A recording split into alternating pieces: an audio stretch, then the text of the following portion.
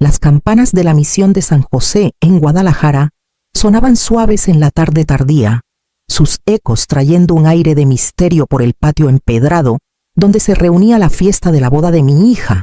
Yo estaba detrás de ella, alisando el encaje de su velo con cuidado, sin jalar demasiado fuerte.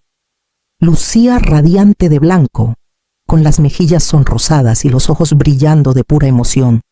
Por un ratito, me permití creer que todos esos años de batallar y apretar el cinturón habían valido la pena, que este era el premio, una fiesta de amor y de estabilidad para ella. Pero entonces oí su voz.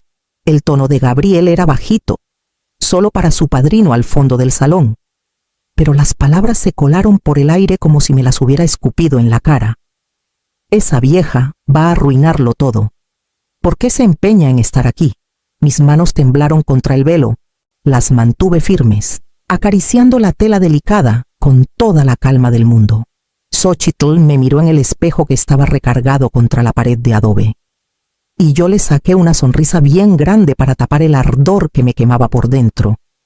Ella necesitaba ver solo orgullo en mí, no la pura verdad de que su prometido ya me tenía hasta la coronilla. 40 años de sacar adelante a la familia cosiendo hasta la madrugada, pagando cada cuenta, saltándome comidas para cubrir la escuela y el alquiler, y yo, reducida a un estorbo. En ese instante, los pisos de baldosa y los arcos con velas parecieron más fríos, menos benditos. Pero no dije ni pío. Ajusté el velo una última vez, le di un beso en la mejilla a mi hija y me aparté cuando el fotógrafo la llamó. Adentro, sin embargo, algo se removió, el insulto me dolió hasta el hueso. Pero debajo de la herida, una fuerza calladita empezó a bullir, esperando su turno, mientras se formaba el desfile y la música se hinchaba como un río. Cargué ese susurro como una piedra en el bolsillo, pesada e inolvidable, sabiendo que no se quedaría enterrada por mucho cuando recordara el libro de cuentas de mis sacrificios. Después de la ceremonia, mientras los invitados alzaban copas y la música retumbaba por el patio, mis pensamientos se fueron para atrás, a los años que nos habían traído hasta aquí. Recordé el día que bajaron a Luis a la tierra en el Panteón de Belén, la bandera doblada, bien prieta en mis brazos. Su pensión del sindicato se volvió mi salvavidas, 20,000 pesos al mes, lo justo para irla estirando si vivía con tiento. El tiento se me volvió costumbre de vida. Cada mes, antes de comprar la despensa o pagar la luz, mandaba 8,000 directo a la cuenta de Xóchitl. Me decía que era temporal, que una vez que terminara su carrera de enfermería en la Universidad Nacional Autónoma de México, ella se plantaría sola y fuerte. Así que estiraba los 12,000 que quedaban para el alquiler, los servicios, la comida y el camión. Esas decisiones todavía me pesan en el cuerpo. Tortillas del mercado en vez de panes frescos de la panadería, un vestido de la tienda de segunda mano, usado hasta que se deshilachaba, mientras ella llegaba con bolsas de las plazas comerciales, noches encorvadas sobre la máquina de coser, remendando ropa de los vecinos para tapar lo que no alcanzaba la colegiatura. Mis ojos ardían de tanto forzarlos, pero el ruido de la máquina se volvió como una oración, una puntada más, un peso más para su porvenir. Recuerdo el día que firmé el cheque para el enganche del departamento cerca del Paseo de la Reforma. La pluma del agente inmobiliario se sentía como plomo en mi mano, pero el orgullo en los ojos de Xóchitl lo aligeró todo. Después, cuando Gabriel perdió su trabajo y juró que necesitaba recertificarse, saqué de mis ahorros para pagar sus cursos de paramédico. Me convencí de que era una inversión en su estabilidad. Cargaba todos esos sacrificios como renglones en un libro de cuentas que solo yo leía, columnas de pesos canjeados por oportunidades, filas de horas trocadas por seguridad. El orgullo llenaba algunas páginas, pero el cansancio las demás. Y en la quietud de la recepción, con las palabras de Gabriel todavía zumbando en mi cabeza, entendí lo invisible que se había vuelto ese libro. Junté las manos en el regazo y dejé que la música ahogara el dolor.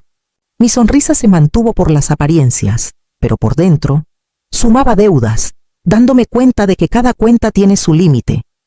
Y la mía se acercaba al saldo final mientras se aproximaba el primer domingo después de la boda.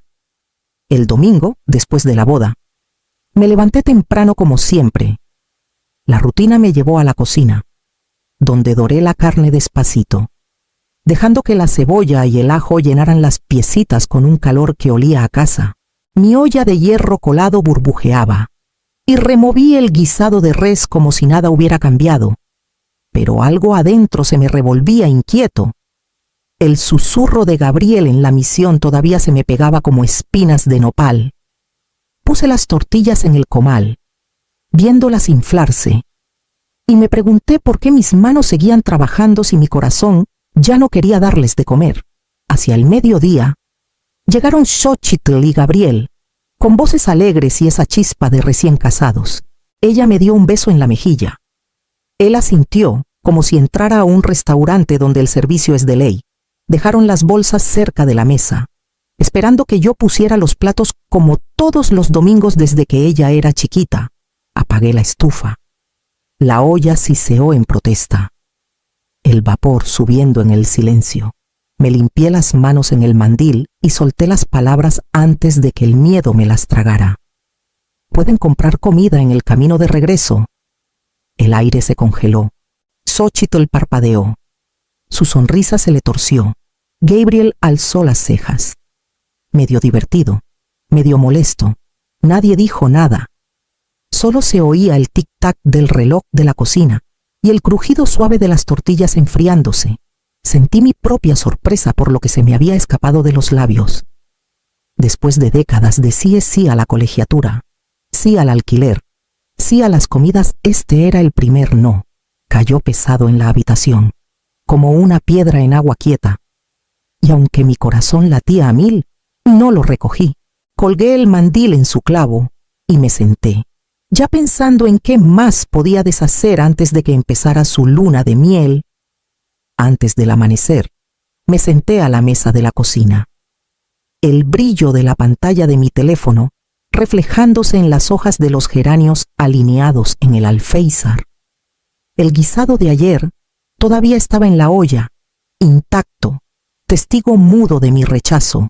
Abrí la app del banco, con el corazón firme ahora, y bajé hasta la transferencia programada 50,000 pesos listos para salir de mi cuenta esa mañana, rumbo a una luna de miel en París.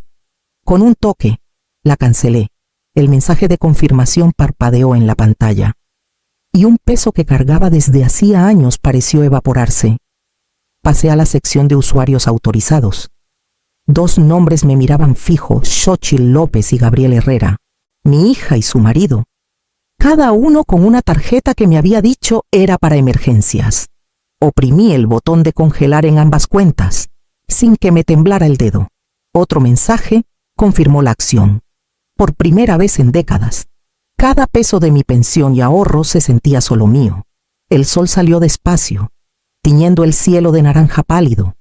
Me serví café, lo endulcé a mi gusto y lo tomé en silencio, oyendo el zumbido lejano de los grillos.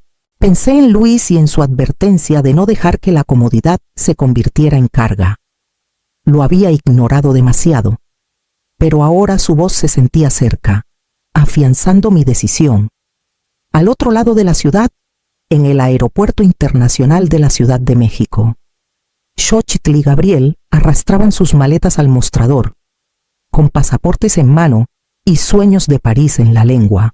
La empleada pasó sus boletos, frunció el ceño y lo intentó de nuevo. La voz de Gabriel se alzó filosa. Mientras la gente en la fila empezaba a mirarlos, la cara de Xochitl se puso roja como tomate cuando la empleada explicó que las tarjetas no pasaban, y sin pago, no hay vuelo. Mientras ellos discutían, mientras la vergüenza se les arremolinaba como humo, yo estaba de vuelta en mi cocina, rellenando mi taza, dejando que el calor me invadiera el pecho. Su desbarajuste no me tocaba. Por primera vez, la humillación no era mía para cargar. Me recargué en la silla, con la luz de la mañana suave sobre los geranios. ya pensando en qué verdades me esperaban todavía en los archivos del juzgado y en el cajón viejo donde guardaba las llaves de repuesto. 2 días después del lío en el aeropuerto, caminé por los pasillos frescos de mármol del Palacio de Justicia en Guadalajara. Los empleados apenas me miraron. Yo era solo otra mujer con un sobre en la mano. Los zapatos sonando suaves contra el piso lustrado, pero en mi pecho el latido era firme, casi orgulloso. En la oficina de registros pedí una copia de la escritura del departamento donde vivían Xóchitl y Gabriel. La empleada tecleó la dirección. Luego me deslizó el papel por el mostrador. Ahí, en tinta negra, estaba mi nombre, no el de ellos, no compartido. Mío. Lo mismo con el coche que manejaban. Un sedán modesto que Gabriel presumía como si lo hubiera pagado él solo. El título de propiedad llevaba solo mi nombre. Nunca lo había transferido. Por más que me lo insinuaran o pidieran, guardé los papeles en mi bolso y salí a la luz del sol. Pesaban más que oro. Por años me había dudado a mí misma, preguntándome si mi cuidado rayaba en paranoia, pero ahora entendía que había sido sabiduría pura. En casa, abrí el cajón de abajo de mi escritorio de roble viejo. Debajo de facturas amarillentas de servicios y boletines del sindicato de Luis, había una cajita de llaves. La saqué. Quité el polvo y sostuve el metal fresco en la palma. Las llaves de repuesto del departamento, del coche, hasta de un bodega que Xóchitl ni recordaba que estaba a mi nombre. Las había guardado todas, en silencio, como si presintiera que este día llegaría. Pensé en don Miguel, el compadre más cercano de mi marido en el sindicato del ferrocarril. Lo recordé parado conmigo al lado de la tumba. Su mano ruda pero firme en mi hombro. Isadora, me dijo bajito, nunca firmes lo que te mantiene a salvo, ni cuando la familia insista, ni cuando quieras creer en su agradecimiento guarda algo a tu nombre. Un día lo vas a agradecer. Ese día había llegado. Puse las llaves en el escritorio, alineándolas prolijo al lado de las copias frescas de la escritura y el título. Una sonrisita me tiró de las comisuras. Me habían subestimado. Me veían como una vieja aferrada a costumbres. Pero yo había sido cuidadosa, metódica, protegiéndome con cada decisión bien pensada. Al caer la tarde, cerré el cajón de nuevo, el chasquido agudo en la casa callada, y empecé a empacar una maleta con ropa para más que una noche fuera. Esa noche, después de guardar las llaves y escrituras de vuelta en el escritorio, me senté a la mesa de la cocina con una hoja en blanco. Las palabras fluyeron fáciles, más firmes de lo que esperaba. El respeto es la renta que nunca pagaron. Doblé la nota por la mitad y la dejé al lado de la taza de café frío, sabiendo que la encontrarían cuando vinieran a golpear de nuevo. Al amanecer, ya tenía lista una maleta modesta, 2 vestidos, un suéter, el kit de costura que nunca dejaba atrás. Cerré la puerta principal, metí la llave de repuesto en mi bolso y caminé por la calle tranquila hasta la terminal de autobuses. El aire olía a asfalto mojado de una lluvia chiquita de la noche. Compré un boleto al norte, hacia Querétaro, sin titubear al decir el destino. El camión salió a la carretera principal mientras salía el sol, con rayos rayando el horizonte. Mi teléfono vibró en la bolsa, llamadas de Xóchitl, mensajes seguramente pidiendo explicaciones o rogando favores. Oprimí el botón para apagarlo. El silencio que vino después fue de otro mundo. Por años, mi teléfono había sido como una cadena. Cada vibración un recordatorio de que solo me querían por mi cartera, mi tiempo, mi paciencia. Ahora estaba en paz. Y yo también. Cuando paramos en un restaurante de carretera, bajé y me compré el desayuno.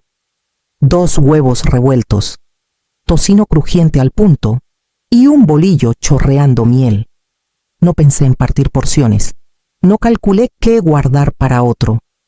Me lo comí todo despacio, saboreando sabores que no me había permitido en años.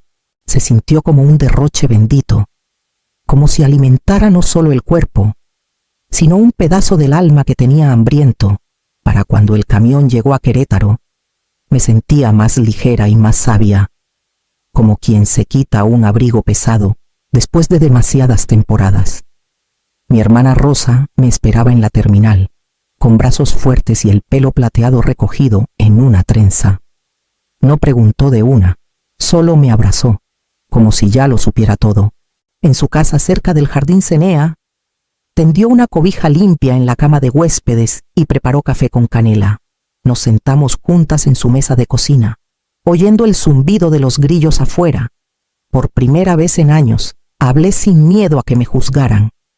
Le conté del insulto susurrado, de la luna de miel cancelada, de los papeles con mi nombre todavía claro.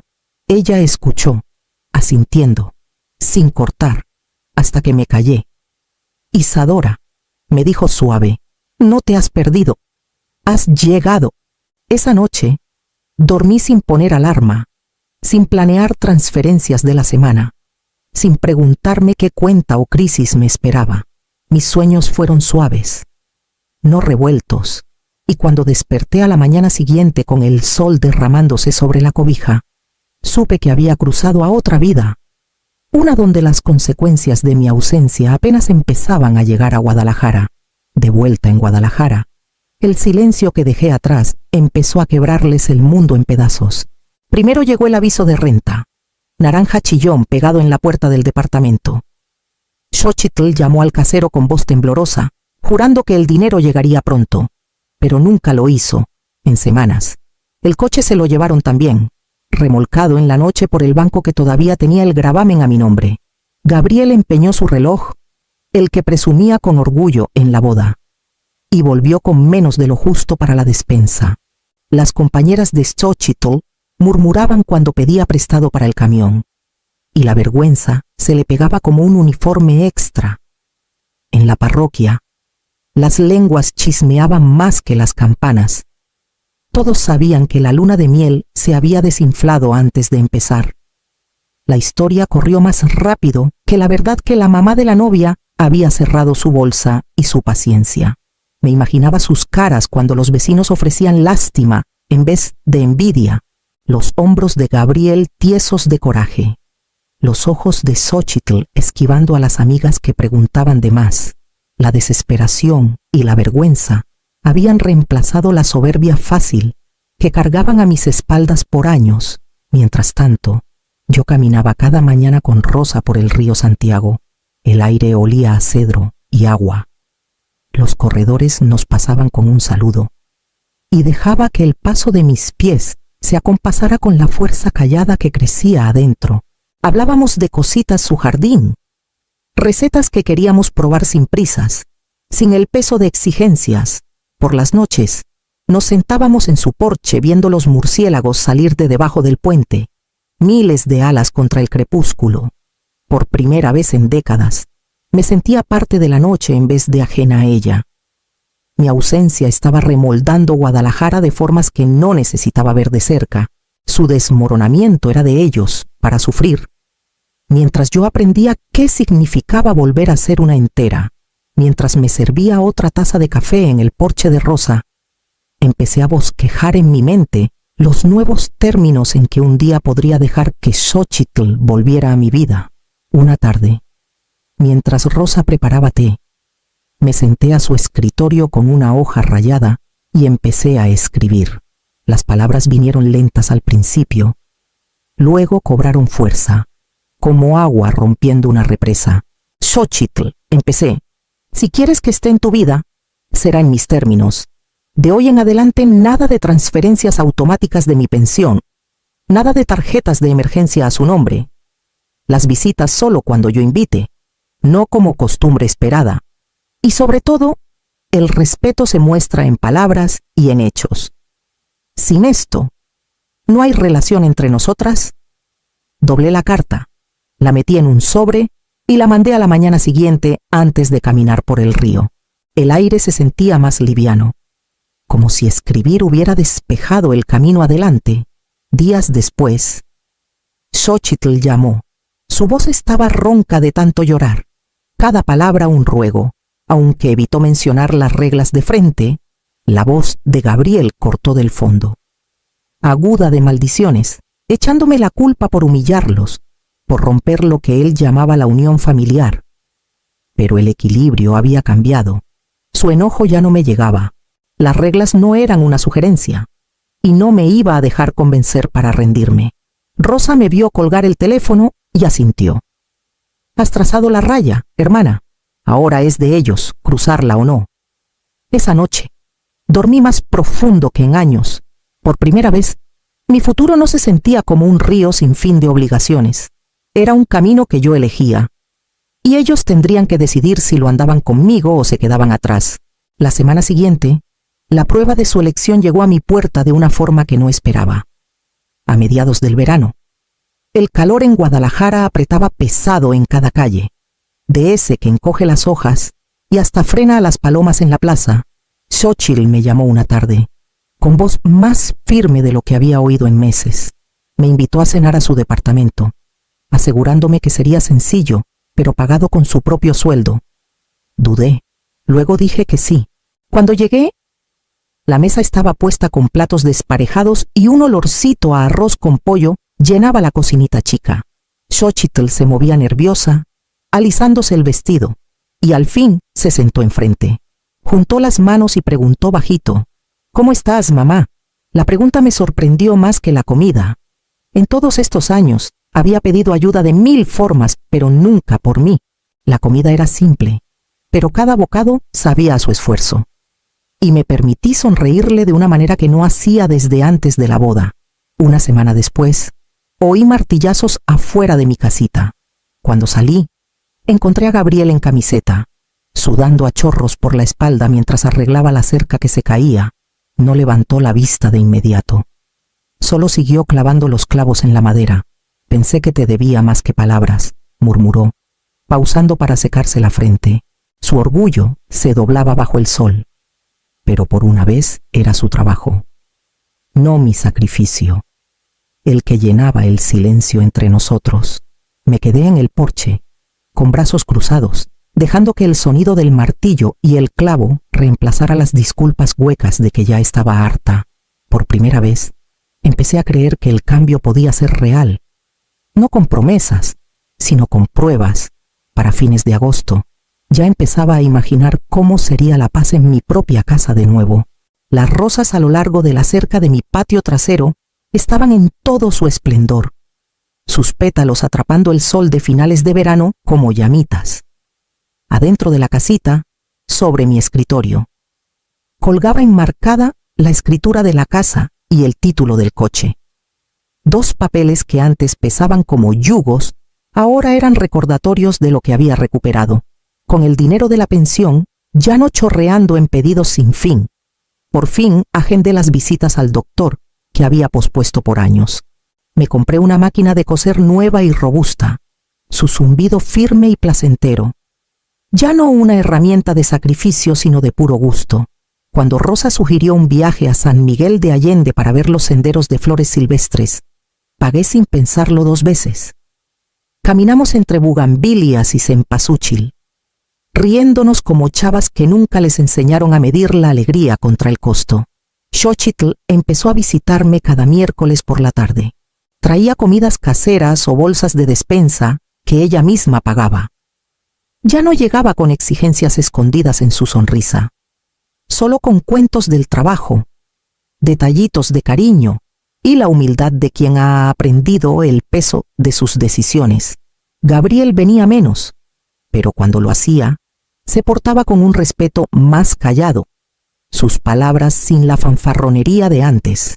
Puse mi taza de café en la baranda del porche, viendo cómo la luz del sol se deslizaba por el patio. La casa se sentía distinta ahora, no solo un lugar que mantenía para otros, sino un rincón que me cobijaba a mí primero. Me había esfumado de su control, sí, pero en el proceso me había reencontrado a mí misma, entera e inquebrantable. Si desaparecer me devolvió la dignidad, que nunca más dejaré que nadie me robe,